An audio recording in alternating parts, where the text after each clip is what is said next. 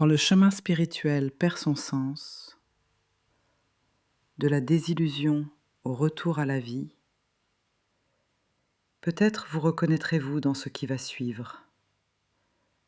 Peut-être avez-vous passé des années à chercher à comprendre, chercher à guérir, chercher à évoluer, chercher à devenir une meilleure version de vous-même. Peut-être avez-vous lu des livres, suivi des formations, participé à des stages, exploré différentes approches thérapeutiques ou spirituelles. Peut-être avez-vous même accompagné d'autres personnes sur leur propre chemin. Pendant un temps, tout cela a eu du sens. Cela vous a soutenu, éclairé, aidé à traverser certaines épreuves. Puis un jour, quelque chose commence à se fissurer. Vous observez des incohérences, des promesses qui ne tiennent pas, des personnes qui parlent d'amour mais jugent, des personnes qui enseignent la liberté mais créent de nouvelles dépendances. Vous découvrez parfois que ceux que vous admiriez sont aussi humains que tout le monde. Et cela peut être profondément déstabilisant. Alors survient souvent une deuxième étape, la colère, la déception, le sentiment d'avoir été trompé, parfois même le sentiment de s'être trompé soi-même. Comment ai-je pu croire cela ? Comment ai-je pu suivre ce chemin si longtemps ? Comment ai-je pu ne pas voir ?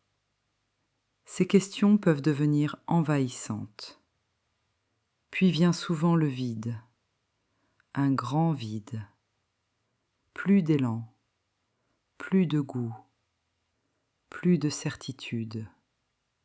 Les pratiques qui faisaient du bien auparavant semblent avoir perdu leur saveur. Les discours inspirants agacent. Les belles phrases sonnent creux.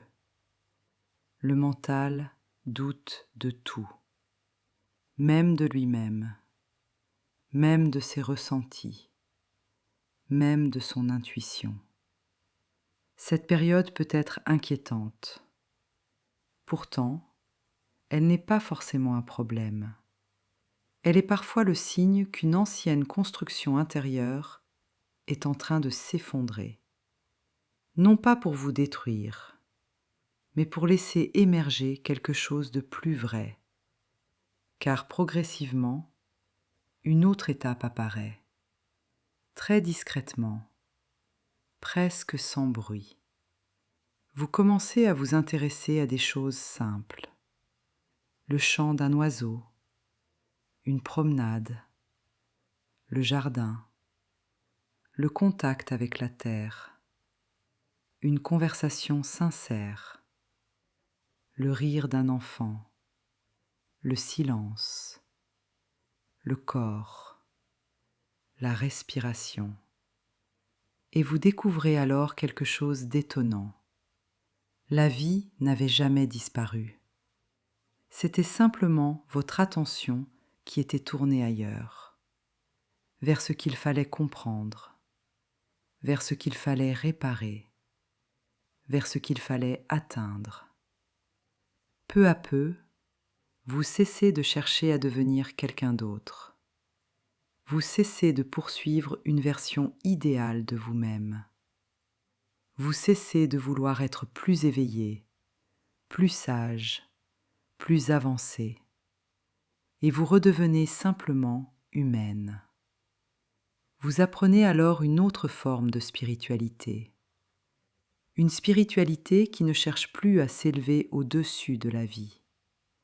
Une spiritualité qui accepte la vie telle qu'elle est, avec ses joies, ses peines, ses incertitudes, ses contradictions.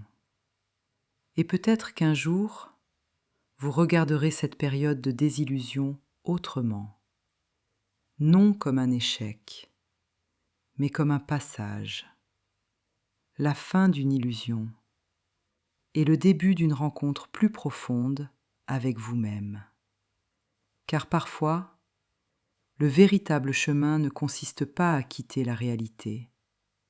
Il consiste à revenir pleinement dans sa vie et à découvrir que ce que l'on cherchait depuis si longtemps était déjà là, dans la simplicité d'un instant vécu pleinement.